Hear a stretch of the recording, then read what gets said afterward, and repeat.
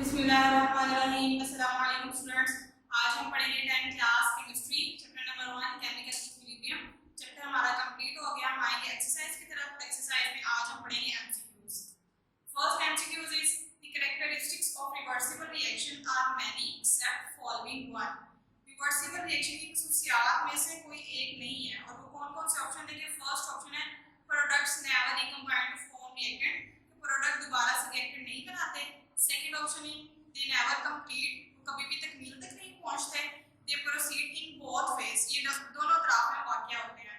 They have a double arrow between reactant and products, इनमें reactant और products के दरमियान उल्टे सीधे दो तीर होते हैं।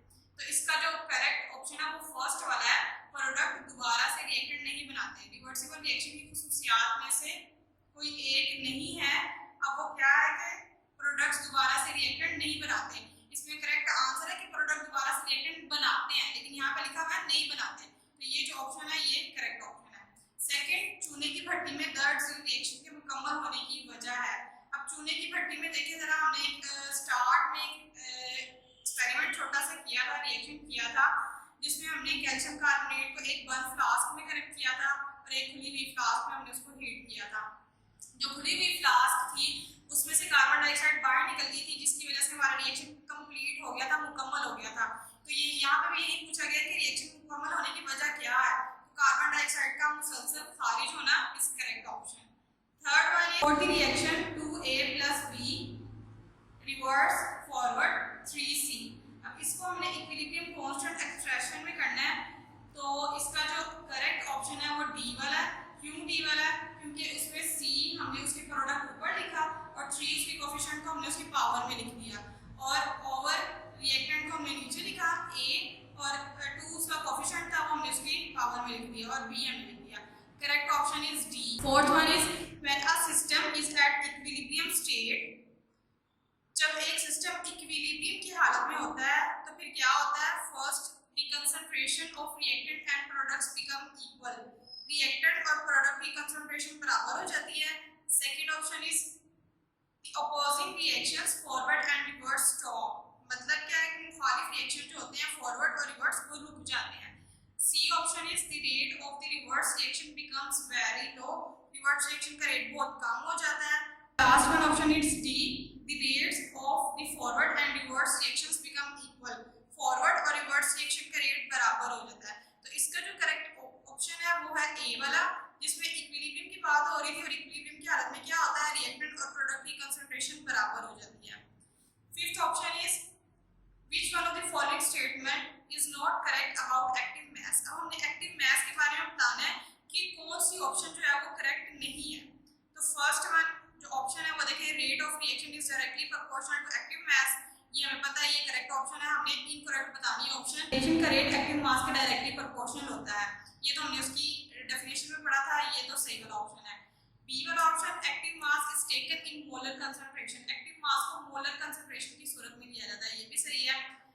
Active mass is represented by square brackets, active mass को स्क्वायर ब्रैकेट से जाहिर किया जाता है, ये भी सही है। Active mass means total mass of the substance, active mass से मुराद शय का कुल मास है। तो ये ऑप्शन जो है ये इनकरेक्ट है, तो हमें उनको इनकरेक्ट ऑप्शन ही बताना था। 6 वाला एमसीक्यू देखिए, when the magnitude of Kc is very large it indicate, जब Kc की वैल्यू बहुत ज्यादा हो तो ये क्या जाहिर करती है, reaction mixture consist of almost all products, reaction mixture में तकरीबन प्रोडक्ट्स पर मुश्तमिल है। Reaction mixture has almost all reactants, reaction mixture में तकरीबन तमाम रिएक्टेंट्स ही पाए जाते हैं। सी वाला, reaction has not gone to completion, reaction अभी मुकम्मल नहीं हुआ। डी वाला, reaction mixture has negligible product, reaction mixture में बहुत कम प्रोडक्ट्स मौजूद हैं। तो इसका जो करेक्ट ऑप्शन है वो है ए वाला, रिएक्शन मिक्सचर में तकरीबन प्रोडक्ट्स हैं। अब इसका क्या मतलब है, हमने पढ़ा था जब Kc की वैल्यू ज्यादा हो तो उसका क्या मतलब है कि हमारा रिएक्शन काफी हद तक मुकम्मल हो गया, उसमें प्रोडक्ट्स ही प्रोडक्ट्स मौजूद हैं। 7th option is when the magnitude of Kc is very small it indicates, जब Kc की वैल्यू बहुत कम हो तो ये क्या जाहिर करती है, equilibrium will never establish, equilibrium कभी कायम नहीं होगा। B option is all reactant will be converted to products, तमाम रिएक्टेंट प्रोडक्ट में तब्दील हो जाएंगे। C option is reaction will go to completion, reaction मुकम्मल हो जाएगा।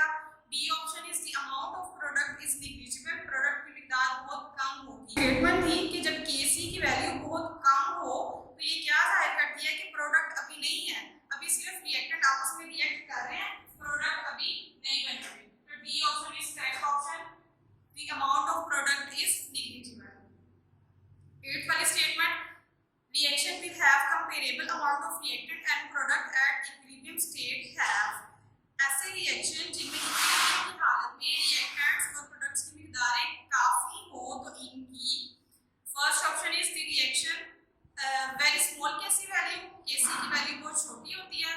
B option very large Kc value, Kc की वैल्यू बहुत बड़ी होती है। C option is moderate Kc value, Kc की वैल्यू दरमियानी होती है। D option none of these. 9 वाली स्टेटमेंट देखें, at dynamic equilibrium, dynamic equilibrium की हालत में the reaction stops to proceed, reaction आगे बढ़ने से रुक जाता है। मतलब जो डायनामिक का मतलब है कि वो कहने कि रिएक्शन रुक गया है। B option the amounts of reactant and products are equal, reactant और प्रोडक्ट की मिकदारें बराबर हो जाती हैं। The speed of the forward and reverse reaction are equal, forward और रिवर्स रिएक्शन का रेट बराबर हो जाता है। D option the reaction can no longer be reverse, reaction मजीद रिवर्स नहीं होता। तो इसका जो ऑप्शन है वो सी वाला करेक्ट ऑप्शन है, क्योंकि हमें पता है कि dynamic mean continue, dynamic reaction वो वाला रिएक्शन जो फॉरवर्ड और रिवर्स रिएक्शन का रेट बराबर होता है, लेकिन सेम तो उसकी डायरेक्शन उसकी मुखालिफ होती है। तो जो सी वाला ऑप्शन है वो करेक्ट ऑप्शन है। The speed of the forward and reverse reaction are equal, इसमें कोई भी नहीं। तो हमें पता है जब रिएक्टेंट और प्रोडक्ट की मिकदारें काफी हो तो वो जो हालत होती है वो इक्विलिब्रियम की हालत होती है, मतलब केसी की वैल्यू जो है वो दरमियानी होती है। So C option is correct option. 9 वाली statement, at dynamic equilibrium, dynamic equilibrium की हालत में first option the reaction stop to proceed, reaction आगे बढ़ने से रुक जाता है। बी वाला option the amount of reactant and products are equal, reactant और प्रोडक्ट्स की मिकदारें बराबर हो जाती हैं। सी वाला option the speed of the forward and reverse reaction are equal, forward और रिवर्स रिएक्शन का रेट बराबर हो जाता है। B option is the reaction can no longer be reverse, reaction मजीद रिवर्स नहीं होता। तो इसका जो करेक्ट ऑप्शन है वो सी वाला है, क्योंकि डायनामिक का मतलब हमें पता है डायनामिक मीन कंटिन्यू की रिएक्शन अभी भी जारी है, बस उसमें क्या होता है फॉरवर्ड और रिवर्स रिएक्शन का रेट बराबर, लेकिन उसकी डायरेक्शन जो होती है वो ऑपोजिट हो जाती है। तो सी वाला option is correct option, the speed of the forward and reverse reactions are equal. 10th वाली statement, in an irreversible reaction dynamic equilibrium, irreversible reaction में डायनामिक इक्विलिब्रियम क्या होता है? फर्स्ट ऑप्शन नेवर एस्टैब्लिश, कभी भी कायम नहीं होता। B option establish before the completion of a reaction, reaction मुकम्मल होने से पहले कायम हो जाता है। C establish after the completion of reaction, reaction मुकम्मल होने के बाद कायम होता है। एस्टैब्लिश इज रेडिली, बहुत जल्द कायम हो जाता है। तो इसका जो ऑप्शन है वो ए वाला ऑप्शन करेक्ट है कि नेवर एस्टैब्लिश कभी भी कायम नहीं होता। क्यों कायम नहीं होता है? क्योंकि इररिवर्सिबल रिएक्शन में प्रोडक्ट्स दोबारा कभी भी रिएक्टेंट बनाने के लिए रिएक्ट नहीं होते, तो वो जो हमारा रिएक्शन है वो कंप्लीट हो जाता है। 11th वाली statement, a reverse reaction is one, reverse reaction वो है, अब first option which proceed from left to right, जो बाएं से दाएं जानिब वाक़या होता है। B in which reactant react to form product, जिनमें रिएक्टेंट्स रिएक्ट करके प्रोडक्ट्स बनाते हैं। सी वाला विच स्लो डाउन ग्रेजुअली, जो बतदरीज आहिस्ता होता है। डी वाला option which speeds up gradually, जो बतदरीज तेज होता है। शुरू में जो रिवर्स रिएक्शन का रेट होता है वो आहिस्ता से होता है और आहिस्ता आहिस्ता जो है वो तेज होता चला जाता है। इसका जो ऑप्शन है वो डी वाला ऑप्शन करेक्ट है, विच स्पीड्स अप ग्रेजुअली, जो बतदरीज तेज होता है, मतलब आहिस्ता आहिस्ता वो स्पीड अप होता चला जाता है। 12th वाली स्टेटमेंट है, नाइट्रोजन और हाइड्रोजन एक दूसरे से रिएक्ट करके अमोनिया बनाते हैं। अब फर्स्ट वाला जो ऑप्शन है वो है NH3 ओनली, कि इसमें सिर्फ अमोनिया है।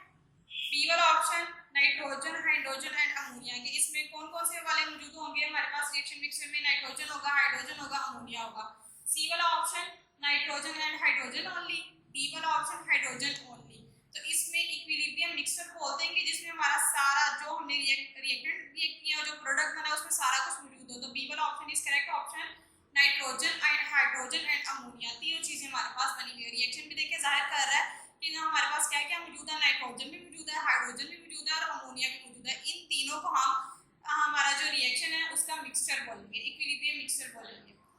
Last one option is for a reaction between PCl3 and Cl2 to form PCl5, the units of Kc are, ये हमने पहले भी एक एग्जांपल में सॉल्व किया हुआ है, इसके यूनिट क्या निकलते हैं? आप एग्जांपल जो है उसको दोबारा से देख लेना है। फर्स्ट ऑप्शन इज मोल पर डेसीमीटर क्यूब, बी वाला पर मोल पर डेसीमीटर क्यूब, सी वाला पर मोल डेसीमीटर क्यूब, डी वाला मोल डेसीमीटर क्यूब। तो इसको आपने सॉल्व खुद करना है, हमने एग्जांपल में भी पहले सॉल्व किया हुआ है। इसका जो करेक्ट ऑप्शन है वो सी वाला है। चैप्टर हमारा कंप्लीट हो गया, अब उसके एक्सरसाइज की तरफ हमने चलना है। फर्स्ट क्वेश्चन है, what are irreversible reactions? Give a few characteristics of them. Irreversible, ir मतलब नॉट, ऐसे रिएक्शन जिनमें प्रोडक्ट दोबारा से रिएक्टेंट बनाने के लिए रिएक्ट नहीं करते, इस तरह के रिएक्शन को हम बोलते हैं इरिवर्सिबल रिएक्शन। डेफिनेशन देखें, फर्स्ट पेज पे हमने पढ़ी थी रिएक्टेंट और प्रोडक्ट की जो डेफिनेशन थी उसके नीचे थी the reaction in which the products do not recombine to form reactants are called irreversible reaction। इसकी प्रॉपर्टीज़ हैं, they are suppose to complete, इन्हें तकमीलशुदा माना जाता है, first property. Second property, they are represented by putting a single arrow between the reactant and the product. इन्हें product और reactant के दरमियान एक तीर से जाहिर किया जाता है। एक तीर शो करता है फॉरवर्ड रिएक्शन को, मतलब ये सिर्फ फॉरवर्ड में जाते हैं और रिवर्स रिएक्शन में ये नहीं आते। Second question is define chemical equilibrium state. Chemical equilibrium की हालत बयान करनी है। उसकी जो डेफिनेशन है वो हमारा फर्स्ट टॉपिक जो था reversible reaction and dynamic equilibrium में कैल्शियम कार्बोनेट की जो डेफिनेशन है उसके नीचे डेफिनेशन इसकी लिखी हुई है। केमिकल इक्विलिब्रियम कैल्शियम कार्बोनेट वाला जो हमने एक्सपेरिमेंट किया था उसके नीचे केमिकल इक्विलिब्रियम स्टेट की डेफिनेशन लिखी हुई है। डेफिनेशन देखें ज़रा, when the rate of forward reaction is the same as the rate of reverse reaction, the composition of reaction mixture remains constant, it is called a chemical equilibrium state।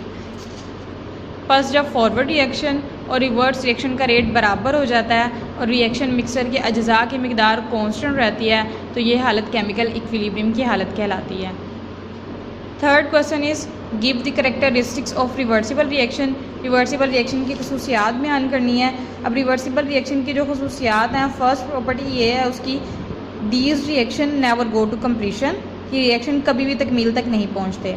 Second, they are represented by double arrow between reactant and product. इसे reactant और product के दरमियान उल्टे सीधे दो तीरों से जाहिर किया जाता है। रिवर्सिबल रिएक्शन हमें पता है वो वाले रिएक्शन होते हैं जिनमें प्रोडक्ट दोबारा से मिलकर आपस में रिएक्टेंट बनाते हैं, रिएक्टेंट मिलकर प्रोडक्ट, इस तरह जो है वो चलता रहता है रिएक्शन, और एक वक्त आता है कि हमारे रिएक्शन इक्विलिब्रियम को अटेन कर लेता है। तो उल्टे सीधे दो तीर इसी चीज़ को शो करते हैं। फर्स्ट वाला जो एरो है, ऊपर वाला जो एरो होता है वो फॉरवर्ड रिएक्शन को शो करता है और जो नीचे वाला एरो है वो रिवर्स रिएक्शन को शो करता है। Fourth question is how is dynamic equilibrium establish. Dynamic equilibrium किस तरह कायम होता है। इसमें हमने डायनामिक इक्विलिब्रियम की डेफिनेशन करनी है, उसी के अंदर इसका आंसर है when reaction does not stop only the rate of forward and reverse reaction become equal to each other but take place in opposite direction, this is called dynamic equilibrium। जब कोई reaction ना रुके और सिर्फ इसके forward और reverse reaction के rate एक दूसरे के बराबर लेकिन मुखालिफ सिम्त में हो तो ये डायनामिक इक्विलिब्रियम की हालत कहलाती है। डायनामिक का मतलब होता है कि रिएक्शन अभी भी जारी है। इसमें क्या होता है कि रिएक्शन रुकता नहीं है, फॉरवर्ड और रिवर्स रिएक्शन दोनों एक ही रेट पे चल रहे होते हैं लेकिन उनकी जो डायरेक्शन सिम्त होती है वो मुखालिफ होती है। मतलब फॉरवर्ड रिएक्शन आगे की तरफ आते हैं और रिवर्स रिएक्शन पीछे की तरफ आते हैं। ये जो है ये इसकी सिम्त मुखालिफ है। 5 वाला क्वेश्चन है why at equilibrium state reaction does not stop. Equilibrium की हालत में रिएक्शन रुकता क्यों नहीं है। इसका answer macroscopic characteristics of dynamic equilibrium वाला जो टॉपिक है उसमें इसका second point, at equilibrium state a reaction does not stop, forward and reverse reaction keep on taking place at the same rate but in opposite direction. Equilibrium की हालत में reaction रुकता नहीं है, फॉरवर्ड और रिवर्स रिएक्शन एक ही rate पर लेकिन मुखालिफ सिमत में वाक़या होते रहते हैं। ये इसका आंसर। 6 वाला क्वेश्चन है why is equilibrium state attainable from either way. Equilibrium की हालत को किसी भी तरीके से क्यों हासिल किया जा सकता है। इसका भी answer macroscopic characteristics of dynamic equilibrium में है। 4th पॉइंट से इसका आंसर स्टार्ट होता है, an equilibrium state is attainable from either way starting from reactants और फ्रॉम प्रोडक्ट्स। इसके आगे आपने एक लाइन लिखनी है because this situation is same. Next point फिर इसके अंदर ऐड करना है an equilibrium state can be disturb and again achieved under the given condition of concentration, pressure and temperature.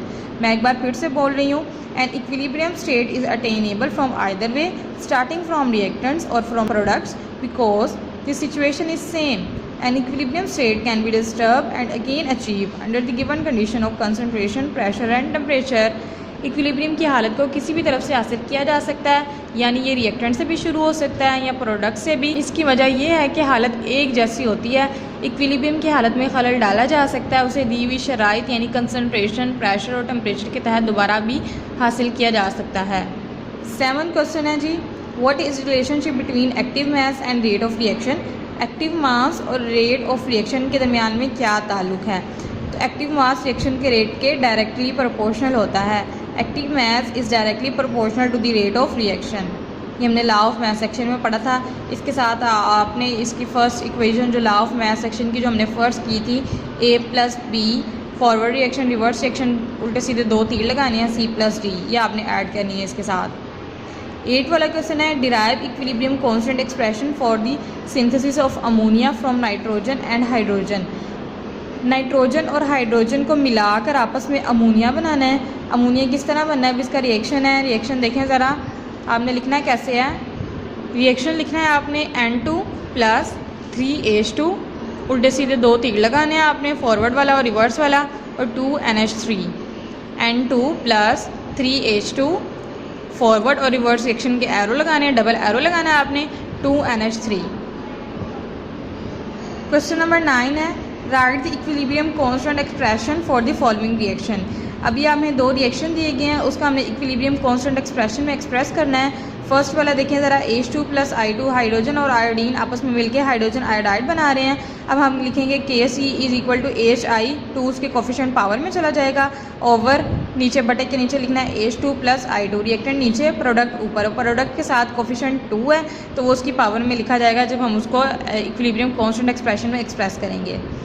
Second है, कार्बन मोनोऑक्साइड + हाइड्रोजन बना methane और water, C2 + 3H2 forward reverse reaction double arrow, CH4 + H2O। अब हम लिखेंगे कैसे, Kc = CH4 bracket close plus नहीं लगाना हमने, H2O लिखेंगे, ओवर रिएक्टेंट नीचे आ जाएंगे, कार्बन मोनोऑक्साइड H2 और 3 उसकी पावर में कोफिशिएंट में चला जाएगा। 10 वाला क्वेश्चन है, how direction of a reaction can be predicted. Reaction की सिम्त की पेशगोई कैसे की जा सकती है। इसका answer importance of equilibrium constant वाले टॉपिक में है, predicting direction of a reaction. Predicting direction of a reaction वाले टॉपिक में इसका आंसर है, फर्स्ट लाइन से स्टार्ट है, और direction of a reaction at a particular moment can be predicted by inserting the concentration of the reactant and product at the particular moment. किसी ख़ास लम्हे रिएक्शन की सिम्त की पेशगोई पर इक्विलिब्रियम एक्सप्रेशन में रिएक्टेंट्स और प्रोडक्ट्स की इस लम्हे पर कंसंट्रेशन के अंदराज से की जा सकती है। साथ में इसके जो आपने तीनों हमने किए थे, QC > Kc, QC < Kc, QC = Kc, वो लिखने हैं। If QC > Kc the reaction goes from left to right in forward direction to attain equilibrium. अगर QC छोटा होगा Kc से तो रिएक्शन बाएं से दाएं जानिब आगे की सिम्त में वाक़या होगा। If QC > Kc the reaction goes from left to right in reverse direction to attain equilibrium. अगर QC बड़ा होगा Kc से तो रिएक्शन दाएं से बाएं पीछे की जानिब वाक़या हो रहा है। If QC = Kc forward and reverse reaction take place at equal rate, equilibrium has been attain. अगर QC बराबर होगा Kc से तो फॉरवर्ड और रिवर्स रिएक्शन बराबर रेट पर वाक़या हो रहे होते हैं और रिएक्शन इक्विलिब्रियम की हालत पर पहुंच चुका होता है। क्वेश्चन नंबर 11 है, how can you know that a reaction has achieve an equilibrium state. हमें कैसे पता चलेगा कि एक रिएक्शन ने इक्विलिब्रियम की हालत को अटेन कर लिया, अचीव कर लिया, हासिल कर लिया। तो इसका आंसर है जी, to know the state of equilibrium in a chemical reaction, firstly we know the value of QC। If QC is equal to Kc then the reaction attain equilibrium. उसके बाद हमने एक फार्मूला लिखना है यहाँ पे, forward rate of forward reaction equal to rate of reverse reaction. Reaction की equilibrium की हालत मालूम करने के लिए इस रिएक्शन की इस ख़ास लम्हे पर रिएक्शन कांस्टेंट वैल्यू QC मालूम की जाती है पहले। अगर QC बराबर है Kc तो रिएक्शन इक्विलिब्रियम की हालत में होगा। फॉरवर्ड रिएक्शन का रेट बराबर है रिवर्स रिएक्शन के रेट के। क्वेश्चन नंबर 12 है, what are the characteristics of a reaction that establish equilibrium state at once. ऐसे रिएक्शन की खसूसियात बयान करें जो फ़ौरन इक्विलिब्रियम की हालत को पहुंच जाता है। इसका आंसर है, फर्स्ट पॉइंट इसका, the numerical value of Kc is small. Second, at equilibrium position almost all reactant are present but amount of product is negligible. Third, such type of reaction never go to completion. पहला point है Kc की value छोटी होती है, second point है equilibrium हालत में तकरीबन रिएक्टेंट ही रिएक्टेंट मौजूद है और प्रोडक्ट ना होने के बराबर है। थर्ड पॉइंट है ऐसे रिएक्शन कभी भी मुकम्मल नहीं होते। रिएक्शन की इक्विलिब्रियम की हालत मालूम करने के लिए इस रिएक्शन की इस ख़ास लम्हे पर रिएक्शन कांस्टेंट वैल्यू QC मालूम की जाती है पहले। अगर QC बराबर है KC तो रिएक्शन इक्विलिब्रियम की हालत में होगा। फॉरवर्ड रिएक्शन का रेट बराबर है रिवर्स रिएक्शन के रेट के। तीन वाला जी क्वेश्चन है, if reaction quotient QC of a reaction is more than KC what will be the direction of reaction. अगर किसी रिएक्शन में रिएक्शन कोशेंट QC की वैल्यू KC से ज़्यादा हो तो रिएक्शन की सिमत क्या होगी। मतलब क्या कह रहे हैं वो, if QC greater than KC the reaction goes from right to left in reverse direction to attain equilibrium. अगर QC बड़ा होगा KC से, रिएक्शन दाएं से बाएं जानिब वाक़या होगा, मतलब रिवर्स में आ रहा होगा। इन रिवर्स डायरेक्शन इक्विलिब्रियम की हालत को पहुंचने के लिए वो रिवर्स में आएगा। लास्ट वाला आंसर है, an industry was establish based upon a reversible reaction it failed to achieve products on commercial level. Can you point out the basic reason of its failure being a chemist. एक industry reversible reaction की बुनियादों पर कायम की गई है। ये तिजारती सतह पर पैदावार हासिल करने में नाकाम रहती है। क्या आप केमिस्ट होने के नाते इसकी नाकामी की वजूहात बयान कर सकते हैं। अब देखें, जो इंडस्ट्री थी वो किसकी बेस पे कायम की गई है, रिवर्सिबल रिएक्शन की बेस पे। रिवर्स रिएक्शन हमें पता है वो होते हैं जिनमें प्रोडक्ट्स दोबारा से कंबाइन होकर रिएक्टेंट बनाते हैं, रिएक्टेंट प्रोडक्ट बनाते हैं। अब वो जो इंडस्ट्री थी उसमें जो भी प्रोडक्ट बन रहा था वो दोबारा से रिएक्टेंट बनाने के लिए यूज़ किया जाता है। रिएक्टेंट को दोबारा से प्रोडक्ट में, प्रोडक्ट को दोबारा से रिएक्टेंट में। जो भी उनका प्रोडक्ट बना था वो अपनी ही इंडस्ट्री में उसको रिएक्टेंट बनाने के लिए यूज़ कर लेते। तो उनका कोई प्रोडक्ट बाहर जाता नहीं था, तिजारती सतह पर पैदावार उसकी होती नहीं थी, वो बेचा नहीं जाता था, क्योंकि जो भी उनका रिएक्टेंट था और प्रोडक्ट वो उन्हीं की इंडस्ट्री में यूज़ होता जा रहा था, वहीं पे गर्दिश करता जा रहा था। तो इस वजह से वो इंडस्ट्री नाकाम रही, क्योंकि उसकी जो बुनियाद थी वो रिवर्सिबल रिएक्शन पर कायम की गई।